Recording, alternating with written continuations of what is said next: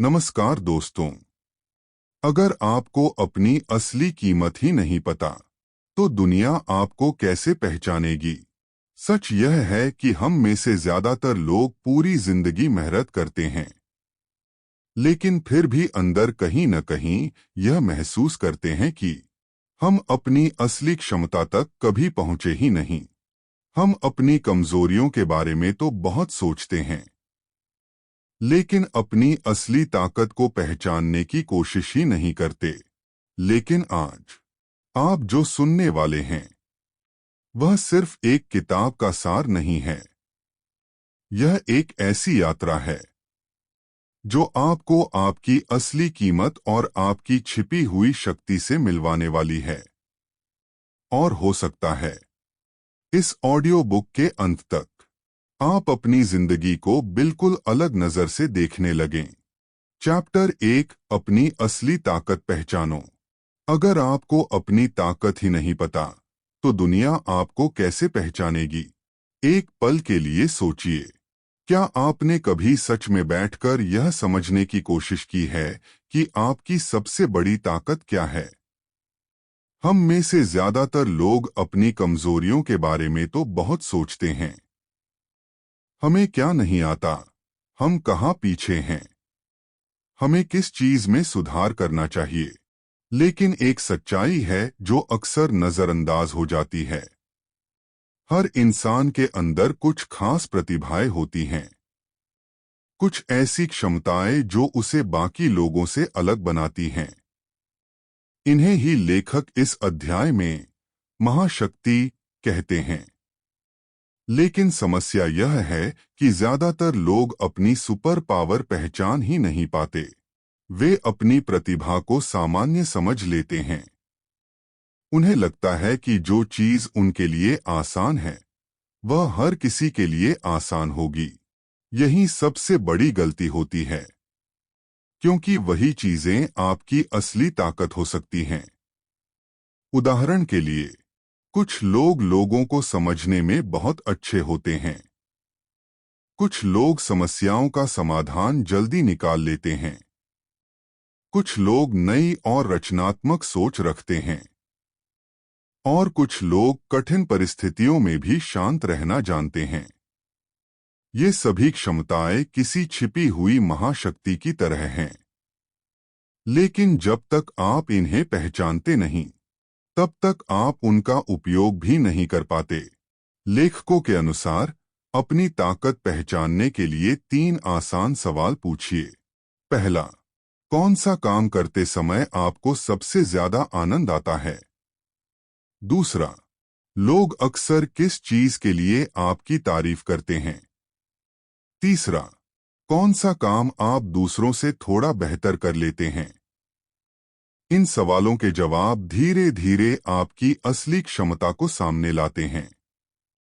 और जैसे ही आप अपनी ताकत को पहचानना शुरू करते हैं, एक बड़ा बदलाव होता है। आपका आत्मविश्वास बढ़ने लगता है। आपको अपनी दिशा समझ आने लगती है।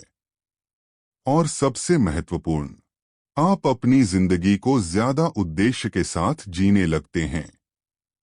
याद रखिए, दुनिया आपको तभी पहचानती है जब आप पहले खुद को पहचानते हैं। और यही इस अध्याय की सबसे बड़ी सीख है। लेकिन अब एक दिलचस्प सवाल सामने आता है। अगर हर इंसान के अंदर इतनी क्षमता छिपी है, तो फिर ज्यादातर लोग अपनी असली कीमत तक क्यों नहीं पहुंच पाते? इसका जवाब हमें अगले अध्याय में मिलेगा। चैप्टर 2, खुद में निवेश करें। दुनिया का सबसे सुरक्षित निवेश कौन सा है? और क्यों ज्यादातर लोग उसे कभी नहीं करते? एक पल के लिए सोचिए। अगर आपको किसी ऐसी जगह पैसा निवेश करना हो जहां नुकसान होने की संभावना लगभग न हो, तो आप क्या चुनेंगे? सोना, जमीन, शेयर मार्केट? इस अध्याय में लेखक एक बहुत गहरी बात बताते हैं। दुनिया का सबसे सुरक्षित और सबसे शक्तिशाली निवेश है खुद में निवेश करना।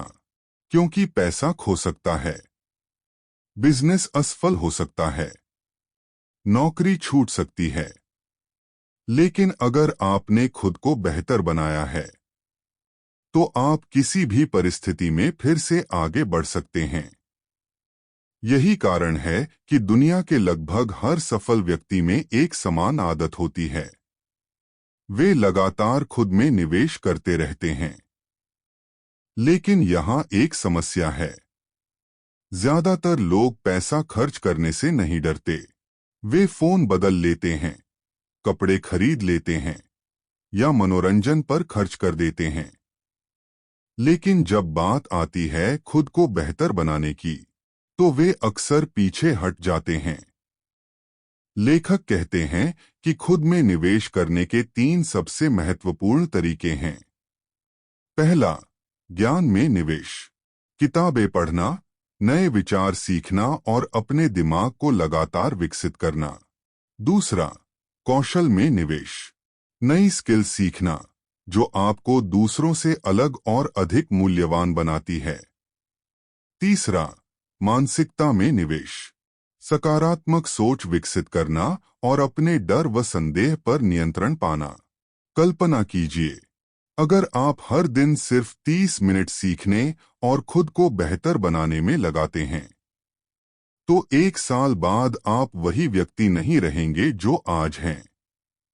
छोटे छोटे सुधार समय के साथ मिलकर बहुत बड़ा बदलाव पैदा करते हैं।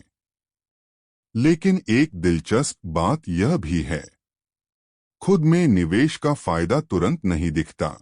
यह धीरे धीरे बढ़ता है, बिल्कुल एक बीज की तरह। पहले आप सीखते हैं, फिर आप बदलते हैं और अंत में आपकी पूरी जिंदगी बदलने लगती है। इसलिए लेखक कहते हैं, अगर आप सच में अपनी कीमत बढ़ाना चाहते हैं, तो सबसे पहले खुद को बेहतर बनाना शुरू कीजिए। क्योंकि जब आप खुद में निवेश करते हैं, तो आपकी क्षमता, आपका आत्मविश्वास और आपके अवसर तीनों बढ़ने लगते हैं। लेकिन यहाँ एक और सवाल उठता है, अगर खुद में निवेश इतना शक्तिशाली है, तो फिर बहुत से लोग इसे शुरू करके भी बीच में क्यों छोड़ देते हैं? इसका जवाब हमें अगले अध्याय में मिलेगा। चैप्टर 3, अपनी जिंदगी की जिम्मेदारी लें। अगर आप अपनी जिंदगी की जिम्मेदारी नहीं लेते, तो कोई और आपकी जिंदगी के फैसले लेने लगता है।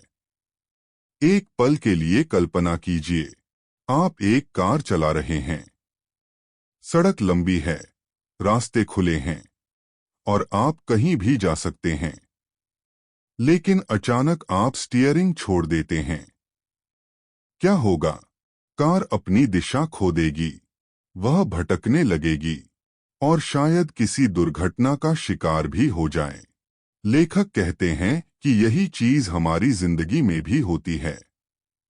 जब हम अपनी असफलताओं के लिए परिस्थितियों को दोष देते हैं, दूसरों को दोष देते हैं या किस्मत को दोष देते हैं, तो हम असल में अपनी जिंदगी की स्टीयरिंग छोड़ देते हैं।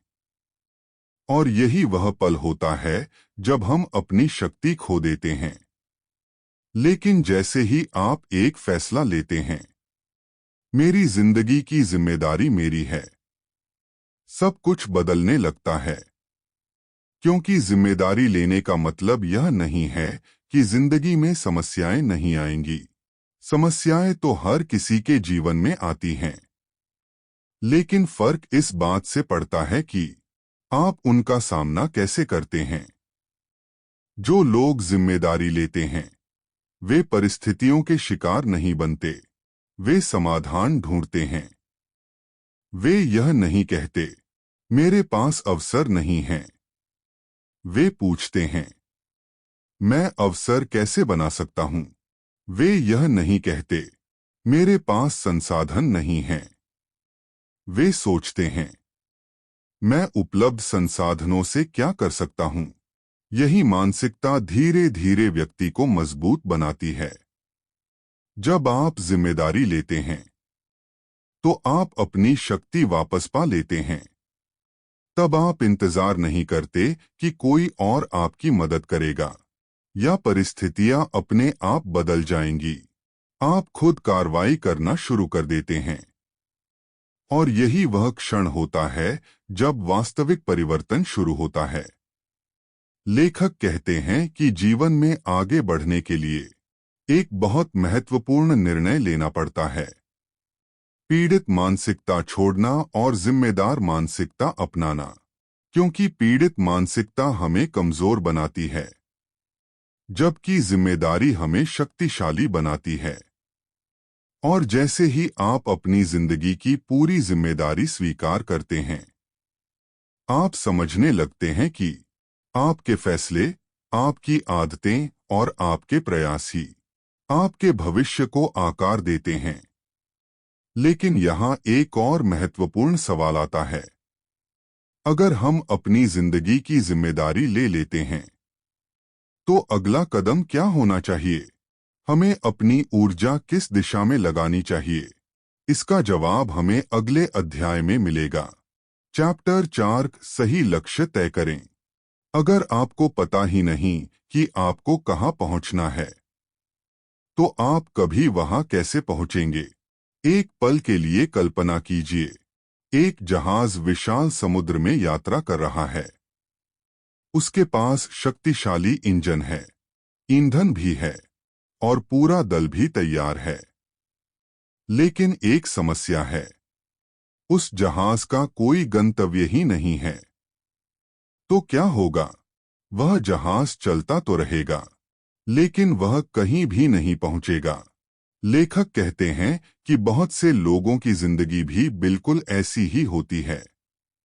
वे मेहनत करते हैं, व्यस्त रहते हैं, दिन रात काम करते हैं, लेकिन उनके पास कोई स्पष्ट लक्ष्य नहीं होता, और बिना लक्ष्य के मेहनत अक्सर बिखर जाती है। यही कारण है कि लक्ष्य तय करना जीवन में आगे बढ़ने का सबसे महत्वपूर्ण कदम है। जब आपके पास एक स्पष्ट लक्ष्य होता है, तो आपकी ऊर्जा एक दिशा में लगती है। आपको पता होता है कि आपको क्या करना है, किस चीज को प्राथमिकता देनी है और किस चीज को नजरअंदाज करना है। लेकिन लेखक बताते हैं कि हर लक्ष्य सही लक्ष्य नहीं होता। एक प्रभावी लक्ष्य के 3 महत्वपूर्ण गुण होते हैं। पहला, स्पष्टता। आपको बिल्कुल साफ पता होना चाहिए कि आप क्या हासिल करना चाहते हैं। दूसरा, मापने योग्य होना। आपको यह पता होना चाहिए कि आपकी प्रगति कितनी हो रही है। तीसरा, समय सीमा। हर लक्ष्य के साथ एक समय सीमा होनी चाहिए, ताकि आप उसे टालते न रहें।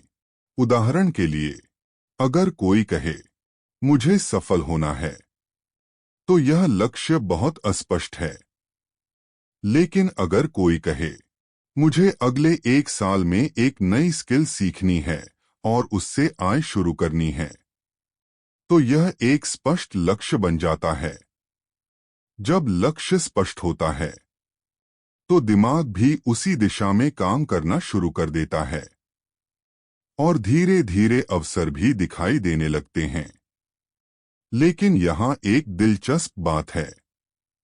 सिर्फ लक्ष्य तय करना ही काफी नहीं होता। बहुत से लोग लक्ष्य तो बना लेते हैं, लेकिन कुछ समय बाद उनकी प्रेरणा कम हो जाती है और वे अपने ही लक्ष्यों को भूल जाते हैं।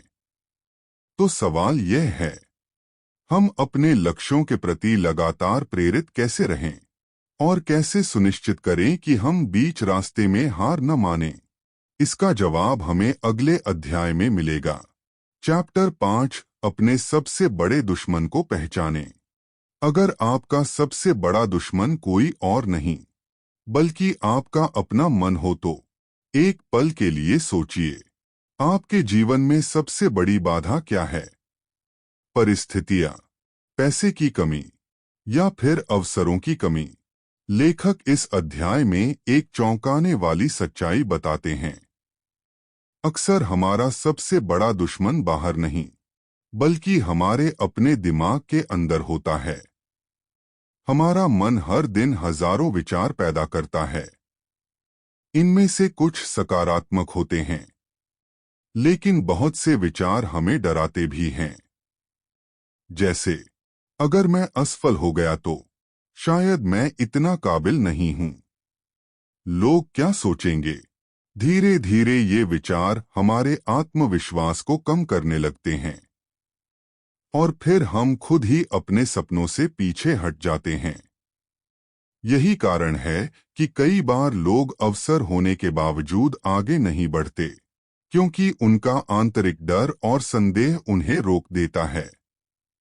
लेखक बताते हैं कि यह मन का खेल बहुत सूक्ष्म होता है। मन हमें सुरक्षित रखने की कोशिश करता है। वह जोखिम से बचना चाहता है। लेकिन समस्या ये है कि बिना जोखिम के विकास संभव नहीं होता। अगर हम हर डर के कारण रुक जाएं, तो हम कभी अपनी असली क्षमता तक नहीं पहुंच पाएंगे। इसलिए इस अध्याय की सबसे महत्वपूर्ण सीख है, सबसे पहले अपने आंतरिक दुश्मन को पहचानना। जब भी आपके मन में नकारात्मक आवाज आए, तो खुद से एक सवाल पूछिए, क्या यह वास्तव में सच्चाई है या सिर्फ मेरा डर बोल रहा है? अक्सर आप पाएंगे कि आपका डर वास्तविकता से ज्यादा बड़ा होता है। जब आप अपने विचारों को पहचानना शुरू करते हैं, तो धीरे धीरे आप उन पर नियंत्रण भी करना सीख जाते हैं। आप अपने मन के गुलाम नहीं रहते, बल्कि उसके मालिक बन जाते हैं। और यही वह बदलाव है जो एक साधारण व्यक्ति को असाधारण बना सकता है। लेकिन यहाँ एक दिलचस्प सवाल उठता है, अगर हमारा मन ही हमें रोकता है, तो क्या हम अपने डर को पूरी तरह खत्म कर सकते हैं, या फिर हमें डर के साथ ही आगे बढ़ना सीखना होगा? इसका जवाब हमें अगले अध्याय में मिलेगा। चैप्टर 6 डर को अवसर में बदलें। अगर डर ही आपकी सबसे बड़ी ताकत बन जाए, तो क्या होगा? एक पल के लिए अपने जीवन के किसी ऐसे पल को याद कीजिए जब आप कुछ नया करना चाहते थे, लेकिन आपने कदम नहीं बढ़ाया। क्यों? क्योंकि आपको डर लग रहा था। डर असफलता का, डर लोगों की राय का, या डर इस बात का कि शायद आप सफल न हो पाएं। लेखक कहते हैं कि डर हर इंसान के जीवन का स्वाभाविक हिस्सा है। कोई भी व्यक्ति पूरी तरह निडर नहीं होता। फर्क सिर्फ इतना होता है कि कुछ लोग डर के कारण रुक जाते हैं और कुछ लोग डर के बावजूद आगे बढ़ते हैं। यही वह बिंदु है जहां साधारण और असाधारण लोगों के बीच अंतर पैदा होता है। डर को खत्म करना जरूरी नहीं है, बल्कि जरूरी यह है कि हम डर को समझें और उसका सही उपयोग करना सीखें।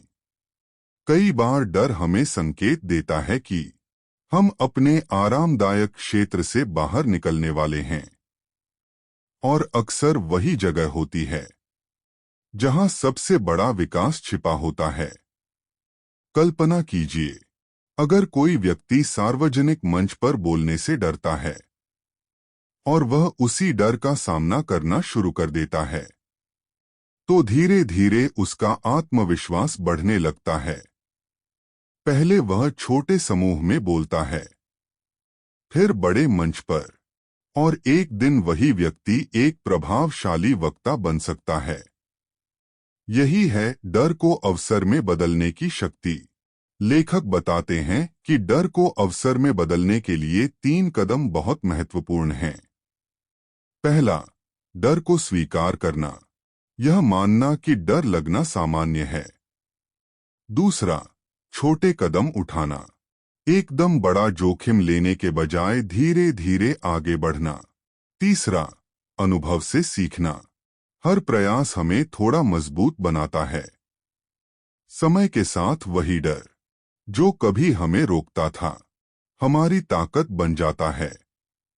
और यही कारण है कि लेखक कहते हैं, डर अक्सर उस दिशा की ओर इशारा करता है जहां आपकी सबसे बड़ी संभावनाएं छिपी होती हैं। लेकिन यहां एक और चुनौती होती है। जब हम डर का सामना करते हैं तो रास्ते में कई छोटे छोटे जाल भी आते हैं जो हमें फिर से पीछे खींच सकते हैं। ये जाल क्या हैं और उनसे कैसे बचा जा सकता है, इसका जवाब हमें अगले अध्याय में मिलेगा। चैप्टर 7, सामान्य जालों से बचें। कई बार हम असफल इसलिए नहीं होते क्योंकि हम कमजोर हैं, बल्कि इसलिए क्योंकि हम कुछ छिपे हुए जालों में फंस जाते हैं। एक पल के लिए सोचिए, क्या आपने कभी ऐसा महसूस किया है कि आपके पास क्षमता तो है, आप मेहनत भी करना चाहते हैं, लेकिन फिर भी आप आगे नहीं बढ़ पा रहे? लेखक कहते हैं कि जीवन में कुछ अदृश्य जाल होते हैं जो धीरे धीरे हमारी प्रगति को रोक देते हैं। सबसे खतरनाक बात यह है कि हमें अक्सर पता भी नहीं चलता कि हम इन जालों में फंस चुके हैं। इनमें से पहला जाल है टाल मटोल। हम सोचते हैं कि मैं यह काम कल कर लूंगा, अभी सही समय नहीं है। लेकिन यह कल अक्सर कभी नहीं आता। छोटे छोटे टाले गए काम धीरे धीरे बड़े अवसरों को भी दूर कर देते हैं। दूसरा जाल है सुविधा क्षेत्र। हम सभी उस जगह रहना पसंद करते हैं जहां हमें सुरक्षित महसूस होता है। लेकिन समस्या यह है कि सुविधा क्षेत्र में रहने से विकास रुक जाता है, क्योंकि विकास हमेशा उसी जगह होता है जहां थोड़ी असुविधा और चुनौती होती है। तीसरा जाल है दूसरों से तुलना करना। आज के समय में यह जाल पहले से भी ज्यादा खतरनाक हो गया है। सोशल मीडिया पर हम अक्सर लोगों की सफलता देखते हैं और फिर अपनी जिंदगी से तुलना करने लगते हैं। लेकिन हम एक महत्वपूर्ण बात भूल जाते हैं। हम दूसरों की हाइलाइट्स देखते हैं, लेकिन अपनी पूरी कहानी से तुलना करते हैं। इससे आत्मविश्वास कम होने लगता है। लेखक बताते हैं कि इन जालों से बचने का सबसे अच्छा तरीका है जागरूकता। जब आप इन जालों को पहचान लेते हैं तो आप उनसे बाहर निकलने की शुरुआत कर सकते हैं। टाल मटोल से बचने के लिए छोटे कदम उठाइए। सुविधा क्षेत्र से बाहर निकलने के लिए नई चुनौतियां स्वीकार कीजिए और तुलना से बचने के लिए अपनी ही प्रगति पर ध्यान दीजिए। याद रखिए, हर व्यक्ति की यात्रा अलग होती है। जब आप इन जालों से बचना सीख लेते हैं तो आपकी ऊर्जा सही दिशा में लगने लगती है और धीरे धीरे आपकी प्रगति भी तेज हो जाती है। लेकिन यहाँ एक और महत्वपूर्ण सवाल है। अगर हमारी प्रगति इन जालों से प्रभावित होती है तो हमारी सोच और हमारे विचार कितनी बड़ी भूमिका निभाते हैं। क्या हमारे विचार वास्तव में हमारी जिंदगी बदल सकते हैं? इसका जवाब हमें अगले अध्याय में मिलेगा। चैप्टर 8, विचारों की शक्ति। क्या यह संभव है कि आपकी जिंदगी की दिशा आपके विचार तय कर रहे हों और आपको इसका एहसास भी न हो? एक पल के लिए रुकिए और अपने मन पर ध्यान दीजिए। आप पाएंगे कि आपका दिमाग लगातार कुछ न कुछ सोच रहा है। कभी भविष्य की चिंता, कभी किसी पुरानी घटना की याद और कभी किसी नए सपने की कल्पना। लेखक बताते हैं कि एक इंसान के मन में हर दिन हजारों विचार आते हैं। लेकिन समस्या यह नहीं है कि विचार आते हैं। समस्या यह है कि हम अक्सर अपने विचारों को सच मान लेते हैं। अगर आपके मन में बार बार यह विचार आता है कि मैं यह नहीं कर सकता, तो धीरे धीरे आपका दिमाग भी उसी पर विश्वास करने लगता है और फिर आप कोशिश करने से पहले ही हार मान लेते हैं। यही कारण है कि लेखक कहते हैं, आपकी जिंदगी आपकी परिस्थितियों से नहीं, आपकी सोच से बनती है। अगर आपके विचार सकारात्मक और रचनात्मक हैं, तो आप अवसरों को देखने लगते हैं। लेकिन अगर आपके विचार नकारात्मक हैं, तो वही परिस्थितियां आपको मुश्किल और असंभव लगने लगती हैं। कल्पना कीजिए, दो लोगों को एक ही चुनौती मिलती है। पहला व्यक्ति सोचता है, यह बहुत कठिन है, मैं नहीं कर पाऊंगा। दूसरा व्यक्ति सोचता है, यह कठिन है, लेकिन शायद मैं इससे कुछ सीख सकता हूं। दोनों की परिस्थिति एक जैसी है, लेकिन उनकी सोच अलग है। और यही सोच अंत में उनके परिणाम को भी अलग बना देती है। लेखक बताते हैं कि अपने विचारों को बदलना आसान नहीं होता, लेकिन यह संभव जरूर है। इसके लिए 3 चीजें जरूरी हैं। पहली, जागरूकता, अपने विचारों को पहचानना। दूसरी, सकारात्मक विकल्प चुनना, नकारात्मक सोच आने पर उसे बदलने की कोशिश करना। तीसरी, लगातार अभ्यास, जितना ज्यादा आप सकारात्मक सोच का अभ्यास करेंगे, उतना ही यह आपकी आदत बन जाएगी। धीरे धीरे आपका दिमाग नए तरीके से सोचने लगेगा। और जब आपकी सोच बदलती है, तो आपकी आत्मछवि, आपका आत्मविश्वास और आपके निर्णय भी बदलने लगते हैं। यही कारण है कि लेखक कहते हैं, आपका भविष्य आपके विचारों से शुरू होता है। लेकिन यहाँ एक और महत्वपूर्ण सवाल उठता है। अगर हमारे विचार इतने शक्तिशाली हैं, तो हमें अपने दिमाग को लगातार कैसे विकसित करना चाहिए? क्या सीखना वास्तव में हमारी क्षमता को बढ़ा सकता है? इसका जवाब हमें अगले अध्याय में मिलेगा। चैप्टर 9, लगातार सीखते रहें। जिस दिन आपने सीखना बंद कर दिया, उसी दिन आपकी प्रगति भी रुक गई। एक पल के लिए सोचिए, क्या आपको लगता है कि सीखना सिर्फ स्कूल या कॉलेज तक सीमित होता है? बहुत से लोग यही मानते हैं। वे सोचते हैं कि पढ़ाई खत्म होने के बाद अब जीवन में बस काम करना है। लेकिन लेखक इस अध्याय में एक महत्वपूर्ण सच्चाई बताते हैं। वास्तविक सीखना तो जीवन भर चलता है। दुनिया लगातार बदल रही है।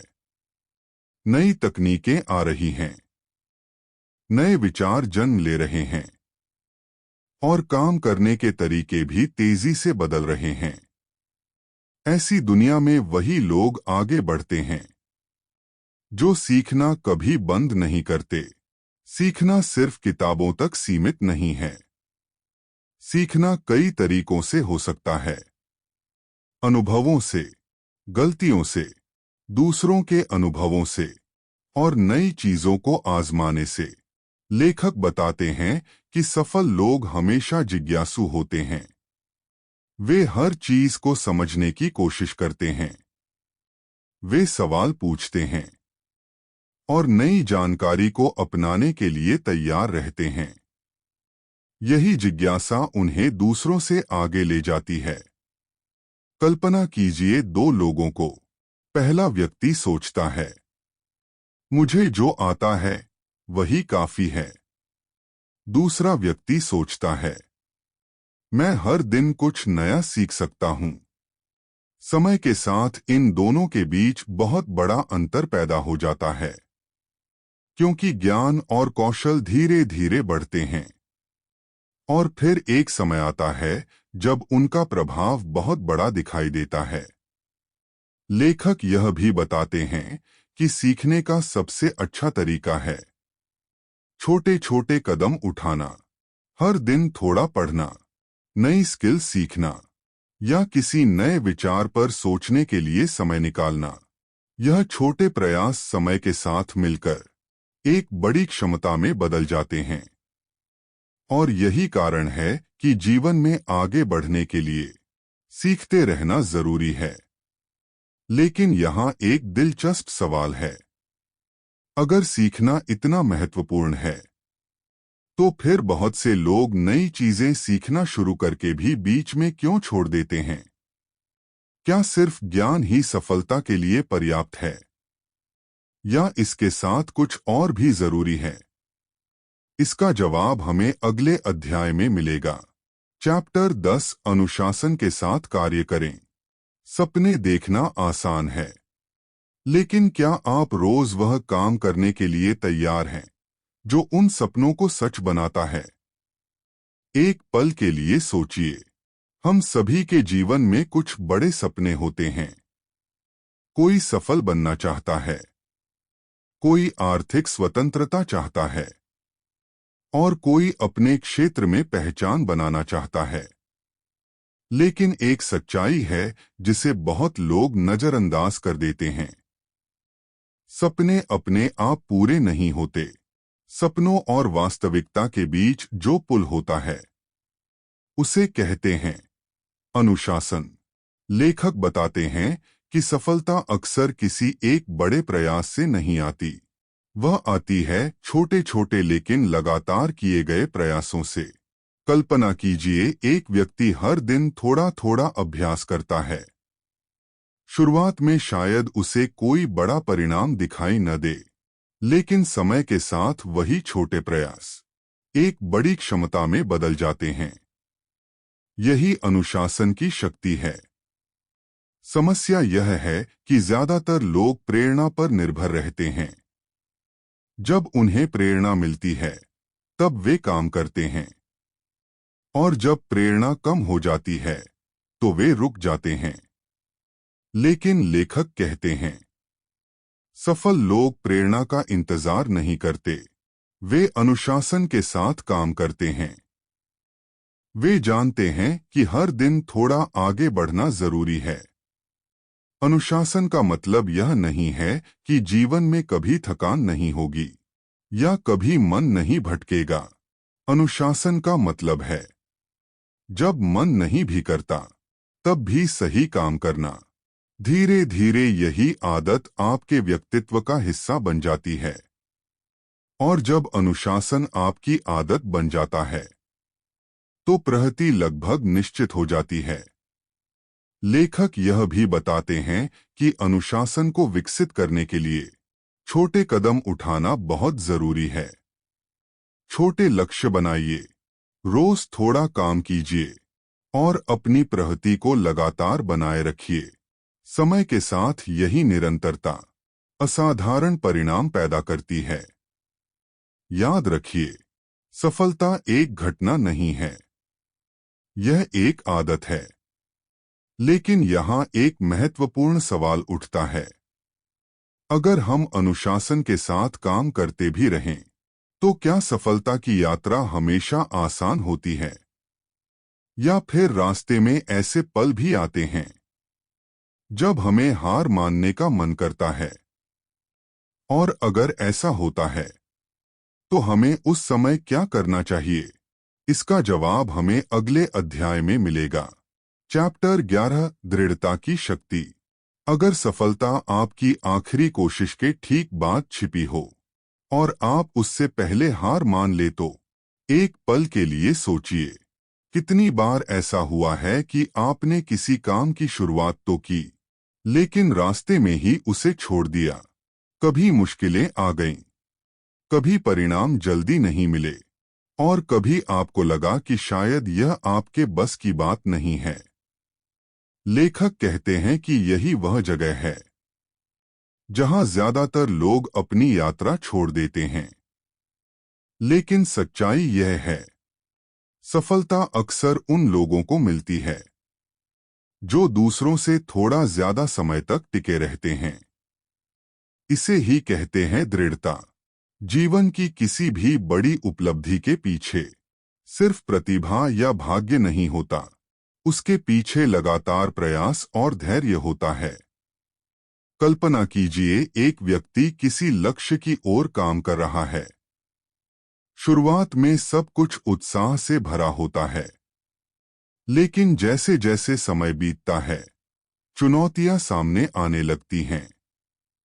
कभी असफलता मिलती है, कभी आलोचना सुननी पड़ती है, और कभी ऐसा लगता है कि सारी मेहनत बेकार जा रही है।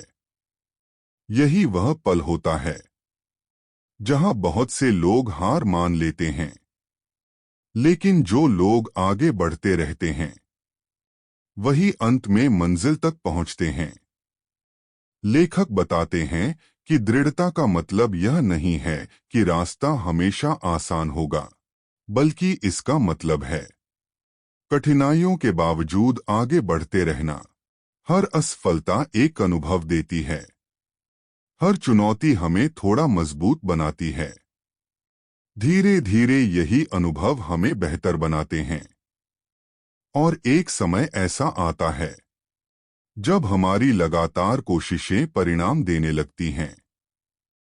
इसलिए लेखक कहते हैं, अगर आप किसी लक्ष्य के प्रति गंभीर हैं तो सिर्फ शुरुआत करना ही काफी नहीं है। आपको टिके रहना भी सीखना होगा, क्योंकि कई बार सफलता और असफलता के बीच फर्क सिर्फ एक चीज का होता है, कौन थोड़ा और प्रयास करने के लिए तैयार है। लेकिन यहाँ एक और महत्वपूर्ण बात है। जीवन की यात्रा में सिर्फ हमारी मेहनत ही महत्वपूर्ण नहीं होती। हमारे आसपास के लोग भी हमारी सोच और हमारी प्रगति को प्रभावित करते हैं। तो सवाल यह है, क्या सही लोगों का साथ वास्तव में हमारी सफलता को प्रभावित करता है? और अगर हाँ, तो हमें अपने आसपास किस तरह के लोगों को रखना चाहिए? इसका जवाब हमें अगले अध्याय में मिलेगा। चैप्टर 12, सही लोगों का साथ चुनें। क्या यह संभव है कि आपकी सफलता या असफलता आपके आसपास के लोगों से तय होती हो? एक पल के लिए सोचिए, आप अपने दिन का सबसे ज्यादा समय किन लोगों के साथ बिताते हैं? दोस्त, सहकर्मी, परिवार, या वे लोग जिनसे आप रोज बातचीत करते हैं? लेखक इस अध्याय में एक बहुत महत्वपूर्ण सच्चाई बताते हैं। आप धीरे धीरे उन्हीं लोगों जैसे बन जाते हैं जिनके साथ आप सबसे ज्यादा समय बिताते हैं। उनकी सोच, उनकी आदतें, उनका दृष्टिकोण, सब कुछ किसी न किसी तरह से आप पर प्रभाव डालता है। अगर आप ऐसे लोगों के बीच रहते हैं जो हमेशा नकारात्मक सोचते हैं, जो हर अवसर में समस्या ढूंढते हैं, तो धीरे धीरे वही सोच आपके अंदर भी आने लगती है।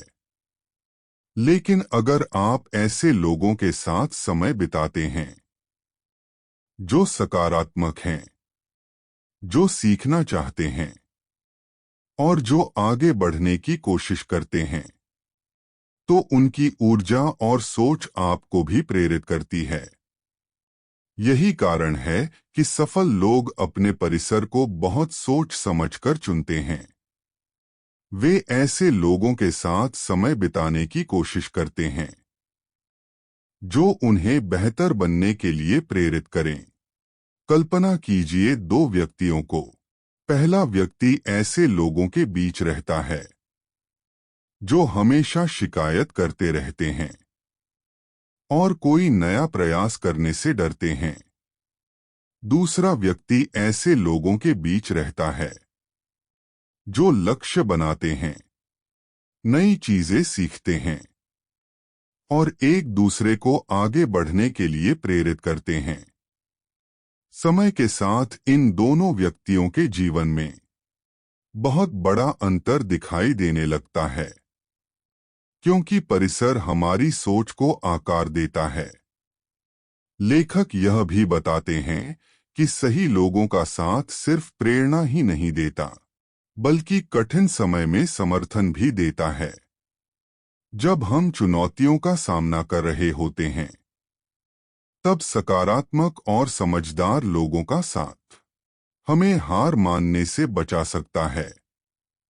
इसलिए अपने जीवन में ऐसे लोगों को जगह दीजिए जो आपकी प्रगति से खुश हों, जो आपको आगे बढ़ने के लिए प्रेरित करें और जो आपके सपनों को छोटा न समझें। याद रखिए, सही लोग आपकी यात्रा को आसान बना सकते हैं। लेकिन यहाँ एक और गहरा सवाल है। अगर हम सही लोगों के साथ आगे बढ़ते हैं, तो हमारी सफलता का असली अर्थ क्या होना चाहिए? क्या सफलता सिर्फ हमारे लिए होनी चाहिए, या उसमें दूसरों के लिए भी कोई स्थान होना चाहिए? इसका जवाब हमें अगले अध्याय में मिलेगा। चैप्टर 13, दूसरों के जीवन में मूल्य जोड़े। अगर आपकी सफलता सिर्फ आपके लिए है, तो क्या वह सच में सफलता है? एक पल के लिए सोचिए। जब लोग किसी सफल व्यक्ति की बात करते हैं, तो वे सिर्फ उसकी उपलब्धियों के बारे में नहीं बोलते। वे यह भी देखते हैं कि उसने दूसरों के जीवन में क्या फर्क पैदा किया। लेखक इस अध्याय में एक बहुत महत्वपूर्ण सिद्धांत बताते हैं। सच्ची सफलता सिर्फ अपने लिए हासिल करना नहीं है, बल्कि दूसरों के जीवन में भी मूल्य जोड़ना है। आज की दुनिया में बहुत से लोग सिर्फ इस पर ध्यान देते हैं कि उन्हें क्या मिल सकता है, लेकिन जो लोग वास्तव में आगे बढ़ते हैं, वे यह सोचते हैं, मैं दूसरों के लिए क्या कर सकता हूं? जब आप दूसरों की मदद करते हैं, जब आप किसी की समस्या का समाधान बनते हैं, जब आप किसी को प्रेरित करते हैं, तो आपकी सफलता का अर्थ और बड़ा हो जाता है। कल्पना कीजिए, एक व्यक्ति बहुत धनवान बन जाता है, लेकिन उसने अपने आसपास के लोगों के लिए कुछ नहीं किया। और दूसरी ओर एक व्यक्ति ऐसा है जिसने न केवल खुद प्रगति की, बल्कि अपने ज्ञान, अनुभव और सहायता से दूसरों को भी आगे बढ़ने में मदद की। समाज किसे ज्यादा सम्मान देगा? स्पष्ट रूप से उस व्यक्ति को जिसने दूसरों के जीवन में सकारात्मक बदलाव लाया। यही कारण है कि लेखक कहते हैं, जब आप दूसरों के लिए मूल्य बनाते हैं, तो सफलता अपने आप आपके पास आने लगती है, क्योंकि लोग हमेशा उस व्यक्ति को महत्व देते हैं जो उनकी समस्याओं को समझता है और समाधान देने की कोशिश करता है। यह मूल्य कई रूपों में हो सकता है। ज्ञान साझा करना, प्रेरणा देना, समस्या का समाधान देना, या किसी की कठिन समय में मदद करना।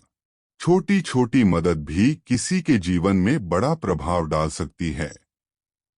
और यही वह चीज है जो सफलता को सिर्फ व्यक्तिगत उपलब्धि से एक अर्थपूर्ण यात्रा में बदल देती है। लेखक यह भी बताते हैं कि जब आप दूसरों के लिए कुछ करते हैं, तो आपको एक अलग प्रकार की संतुष्टि मिलती है। यह संतुष्टि सिर्फ धन या प्रसिद्धि से नहीं मिलती। यह आती है इस एहसास से कि आपने किसी की जिंदगी को थोड़ा बेहतर बनाया है। लेकिन यहाँ एक अंतिम और बहुत महत्वपूर्ण सवाल बचता है। अगर हम अपनी ताकत पहचानते हैं, खुद को बेहतर बनाते हैं, अनुशासन के साथ आगे बढ़ते हैं और दूसरों के जीवन में मूल्य जोड़ते हैं, तो अंत में सबसे बड़ी सीख क्या है? इस पूरी यात्रा का सार क्या है? इसका जवाब हमें इस किताब के अंतिम अध्याय में मिलेगा। चैप्टर 14, अपनी असली कीमत पहचानें। दुनिया आपको उतनी ही कीमत देती है जितनी कीमत आप खुद को देते हैं। एक पल के लिए रुकिए और अपने आप से एक ईमानदार सवाल पूछिए, क्या आप सच में अपनी कीमत जानते हैं? बहुत से लोग जीवन भर मेहनत करते हैं, लेकिन अंदर कहीं न कहीं उन्हें यह महसूस होता है कि दुनिया उन्हें उतना महत्व नहीं देती जितना वे डिजर्व करते हैं। लेखक कहते हैं कि इसका कारण अक्सर बाहरी परिस्थितियां नहीं होती, बल्कि ये होता है कि हम खुद अपनी कीमत को कम समझते हैं। जब हम अपनी क्षमता पर संदेह करते हैं, जब हम अपने सपनों को छोटा बना लेते हैं, और जब हम खुद को दूसरों से कम समझने लगते हैं, तो दुनिया भी हमें उसी नजर से देखने लगती है। लेकिन जैसे ही आप अपनी असली कीमत को पहचानते हैं, आपकी सोच बदलने लगती है। आप अपने निर्णय अलग तरीके से लेने लगते हैं। आप ऐसे अवसर चुनते हैं जो आपके विकास में मदद करें। और सबसे महत्वपूर्ण, आप उन चीजों से समझौता करना बंद कर देते हैं जो आपके मूल्य से कम हैं। लेखक बताते हैं कि अपनी कीमत पहचानने का मतलब अहंकार या घमंड नहीं है। इसका मतलब है अपनी क्षमता और अपनी संभावनाओं को समझना। जब आपको अपनी ताकत का एहसास होता है, तो आपका आत्मविश्वास भी बढ़ता है। आप नए अवसरों के लिए तैयार रहते हैं। आप चुनौतियों से डरते नहीं, बल्कि उन्हें सीखने का मौका समझते हैं। धीरे धीरे यही मानसिकता आपको एक साधारण जीवन से उठाकर एक उद्देश्यपूर्ण जीवन की ओर ले जाती है। यही इस पूरी किताब की सबसे बड़ी सीख है। आपकी जिंदगी की दिशा आपकी सोच और आपके आत्मविश्वास से तय होती है। जब आप अपनी ताकत पहचानते हैं, खुद में निवेश करते हैं, अनुशासन के साथ काम करते हैं और दूसरों के लिए मूल्य बनाते हैं, तो आप धीरे धीरे अपनी असली क्षमता तक पहुंचने लगते हैं। और तब आप समझते हैं कि आपकी कीमत उतनी ही बड़ी है जितनी बड़ी आपकी सोच और आपकी हिम्मत है। यही इस किताब का अंतिम संदेश है। अपने आप को कम मत आंकिए, अपने सपनों को छोटा मत बनाइए, क्योंकि शायद आपके अंदर वह क्षमता छिपी है जो आपकी पूरी दुनिया बदल सकती है। अब एक पल के लिए रुकिए और खुद से पूछिए, क्या आपने अपनी असली कीमत पहचानी है? अगर नहीं, तो आज से शुरुआत कीजिए, क्योंकि शायद आपके अंदर वह शक्ति छिपी है जो आपकी पूरी जिंदगी बदल सकती है। अगर आपको यह ऑडियो बुक पसंद आई हो, तो वीडियो को लाइक करें, चैनल को सब्सक्राइब करें और इस वीडियो को शेयर करें ताकि यह प्रेरणा और लोगों तक पहुंच सके। धन्यवाद।